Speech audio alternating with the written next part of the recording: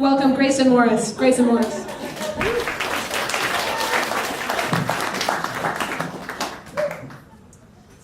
Hello.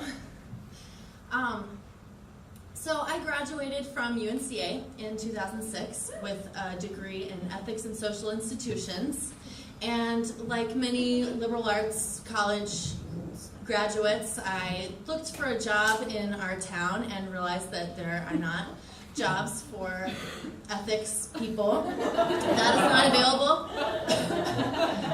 There are a bunch of shitty jobs that aren't that cool. So I was like, well, I'll stick around for a while and then I'm gonna set out into the world and go on magical adventures. So I did, and I went to Thailand and I went to Washington State and I did lots of fun things and it was awesome, but I actually realized that there is no place better to be and that this is exactly where I want to live forever, and I love it. So I wanted to come back, but I was completely broke and just pathetic, and my car was broken and everything. My resume was like non-existent, and I just went crawling back to my parents' house in Boone, North Carolina, where I grew up. I have no friends there and nothing going on, so I go back near Christmas and I just come crawling back. I'm all cold and filthy.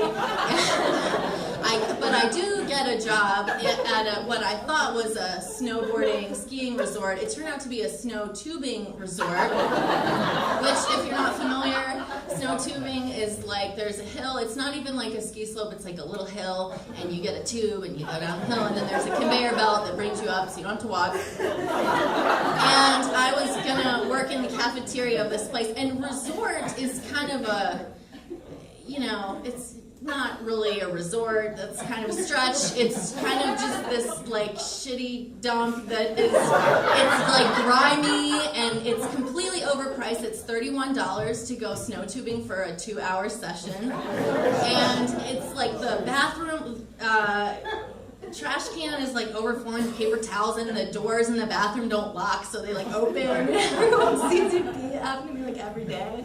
And so the customers are all like angry and like they've been completely ripped off. So they come to me, and I work in the food area. And so I work, there's like a soda machine, and then there's like there's a thing of chips, and there's a thing of candy bars, and then there's like a pizza machine, and a pretzel machine, and then there's like a cooler where you can buy Powerade and Red Bull. You can buy a bottle of water for $3, and then if you want real food, you can buy like hamburgers and chicken fingers for like $12. So the tourists come to me, and I'm like, hi, I'm like punching in the register, and they're like furious.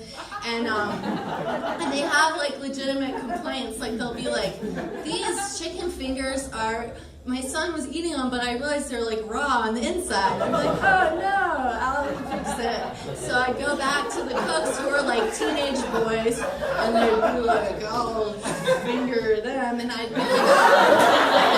But I work out front, and so I'm like a 27-year-old woman, and I'm like, I'll talk to customers, you guys can just like dunk them back in the fryer. And so, I was responsible and kind, and people would be like, can you wash this pacifier that fell on the floor? And I'd be like, yes, no problem, but like nobody else would do stuff like that. So they called me Mother Goose. They'd be like, oh, Mother Goose wants to do something responsible. And I'd be like, whatever. This is just like ridiculous. I'd be like, let's mop up this gigantic puddle of like Coca-Cola syrup because it's so big that you cannot leap over it anymore without like, running a little bit. So like, I'd be like, oh, Mother Goose, mop up the puddle. I was like, jeez. And then they'd be like, we're gonna go party. I'd be like, okay, because I don't have any friends. So I'd be like, yeah, I'm gonna hang out with these guys. I'd be like, oh, I gotta call my dad because he was gonna help me with my taxes tonight. And they'd be like, you have to call your dad? Like, aren't you like 27 years old? I had him like I'm like driving my dad's borrowed car. And then I had this one friend, I'd give her rides home sometimes. She was 19, and I'd be like driving. She'd be like, dude, there's a cop. And I was like, I don't care if there's a cop. Like, I'm not breaking the law. Like, I'm a 27-year-old woman. Like, I'm not. I don't care if there's a cop. No problem. But she did it, like, all the time. job. And there was, but I didn't realize there were so many cops. I don't have an eye for this. I was just like law-abiding, mature adult woman. Anyway, so I rose like, oh my God, I gotta like change my life, and I can't go on like this. So I'm like, I will pick a career that allows me to live in Asheville, because I think you have to pick one, or else it's hard here. So I was like, okay, I'm going to be a teacher, and I'm going to go to school to be a teacher. So I moved to Asheville. I get a job at an after-school program, which is by far the worst job I've ever had in my life. It was horrible. I'm actually not even going to it, but it was a complete nightmare. And I'm living on my friend's couch for like months and months and working this horrible job, and I just come home from work and I'm like, oh God, like laying on the kitchen floor, like just, oh God. And oh, I forget where my story's going now. It was so bad, and let's see. Oh, so I was trying really hard to get a teacher assistant job for the fall, and I couldn't get one. I couldn't get an interview or anything, and I was just like, oh my God. I ended up going to a wedding in Oregon, and then a principal called me, and she was like, we'll interview you for this job. So I was like, great. I flew back immediately. I get to Charlotte. My mom picks me up. She's like, I brought you your interview outfit. It's like a gown that you would wear to a wedding. So awkward. And then like my tap shoes. Oh no, I can't wear this. And we're like late. We like overslept. We're like late. She's like driving me. And I'm like, I can't wear a dress because I don't shave my legs, and I don't want the lady to see my legs. And I was like, I'm like, we have to go to Target and like buy an outfit and put before the interview. We're like, so late, and she's like, wouldn't it be funny if you like shaved your legs in the sink at Target? And I just start crying. I'm like, that is not funny right now. It's funny to carry, but this is like my life, and my self-esteem is at stake, and I don't want to shave my legs at Target. It's weird. So we get to Target, and I'm like putting on all these clothes, I get all these weird clothes, and we like go to the interview, and we just get there just in time. We're like price tags on my clothes, I'm like sweaty and tweaked out, and I feel weird, and I like go in, and my principal's like asking me all these questions, and she's like, what is the hardest thing you've ever done, and how did you get through it? And the answer is the after-school job. Just, oh my God, like absolutely the worst thing. And to solve that problem, I quit. So I can't say it because I quit, and I can't tell her that. So I tell her this is truthful. I just was like, it was a really hard year for me. I was depressed, and it's hard when you're depressed. Because even though things aren't a big deal, everything's just all black and dark, and you feel like there's no light at the end of the tunnel, and it's really hard to be in a rut. So I told her this whole story, and she really liked it, and she like snapped her notebook closed, and she was like, well, I like you, you're hired. Let's go see the school. And she like shows me the school, and I was just like, oh my God, you've got to be kidding, this is unbelievable. It was amazing, it was so unbelievable. And so that's my job now. I'm a teacher assistant, and I love it so much.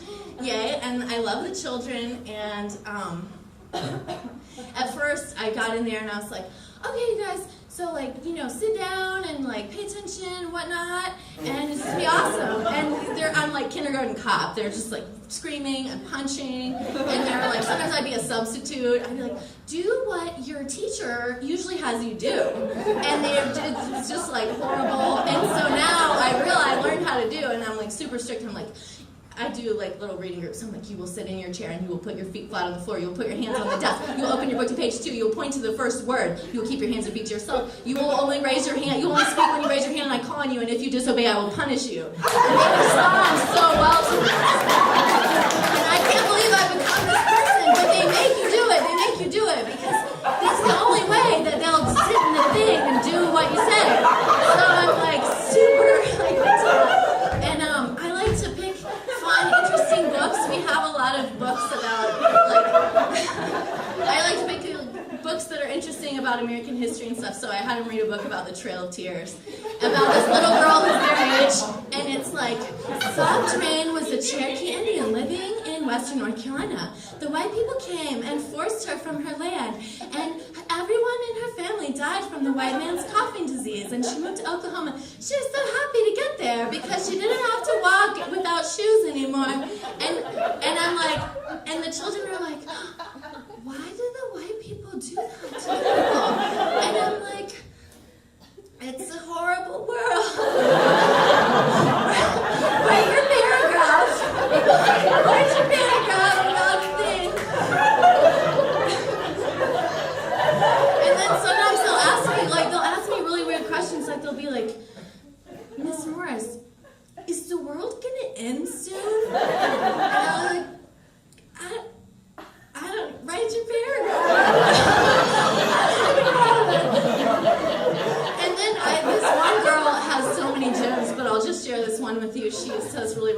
to me, and one thing that she said that was the best ever, she was like, I know your secret. And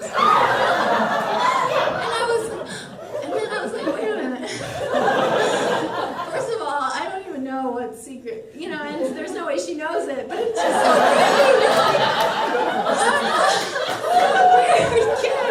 And I'm like, eat your lunch.